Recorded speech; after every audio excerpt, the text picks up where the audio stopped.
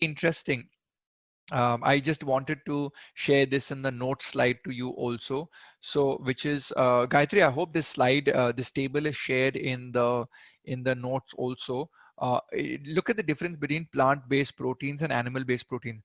Your animal-based proteins invariably will tend to defeat most of them.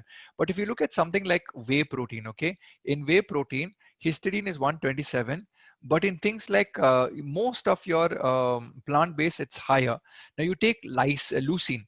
Leucine is considered one of the most what we call as muscle protein synthesis generating amino acids.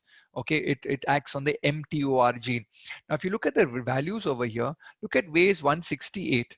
But you're not very far behind in leucine. And if you look at leucine in maize is 219. Which race on the planet eats maximum amount of maize? You'll be surprised to know it's the Africans. And if you look at those guys, they produce some of the best runners, sprinters, and some of them are very muscular because of the leucine. Okay.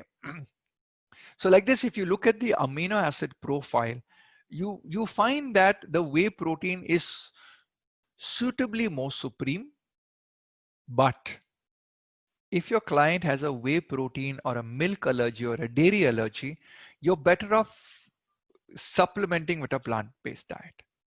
No, but Ryan, I'd like to give natural plant food. Please do. Please do, provided you're not overfeeding your client the plant-based foods to get that significant quantity of protein. So that's where vegan protein powders come in. The reason being is I've always held the belief that it's a molecule found in the human body. And because it's a molecule found in the human body, it's safe to give. Like, let me give you an example. Caffeine also helps in fat burning, but caffeine is not found in the human body. So when you take extra amount of caffeine, the body has to first say, hey, you are a foreign molecule. I've got to process you. Whereas L-carnitine or an amino acid or a vitamin or a mineral is a molecule found in the human body. So I think I operate under the premise that when something is liked by the human body or found in the human body, I have a lesser chance of having negative impact from that product. So I operate on the boundaries of safe. You need to think of carnitine like a courier. Courier meaning what? The fat cells are in Bombay. Bombay cannot come to Bangalore. Lockdown is there now. But if you take this L-carnitine, he is able to cross the border, which is the cell membrane, and jump into the cytosol into the mitochondria. Otherwise, most of the free fatty acids remain outside, extracellular. So this jump over is facilitated by a fat courier called L-carnitine.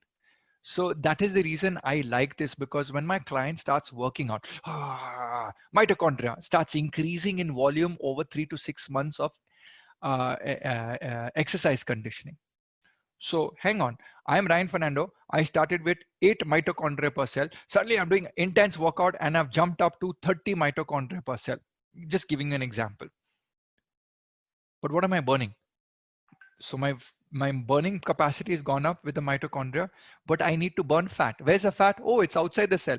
Can I get it in quicker? Not really. Can I put in more L-carnitine? Yes. What will L-carnitine do? Take the fat from outside, collaborate with it, boom. So bang it into the cell for better amount of fat burning, where it can be utilized ultimately as acetyl CoA in the Krebs cycle, where the beta oxidation. Keeper says, madam, you can choose only one bag. So you have to decide which bag you want to choose. Now, when you take L-carnitine, you are pushing your choice only to take that one bag. So the other bag is preserved and left behind. So glycogen is one bag and fat is another bag.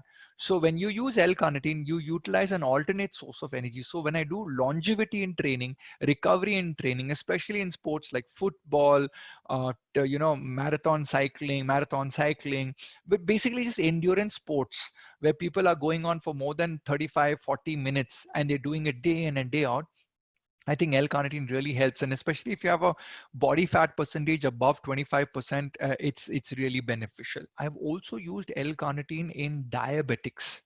There was this study where L-carnitine constant infusion improves insulin sensitivity in insulin-resistant diabetic patients. And so because of this, I've started using L-carnitine in most diabetic patients if they don't have thyroid. Simple logic, boss. Most diabetic patients are fat.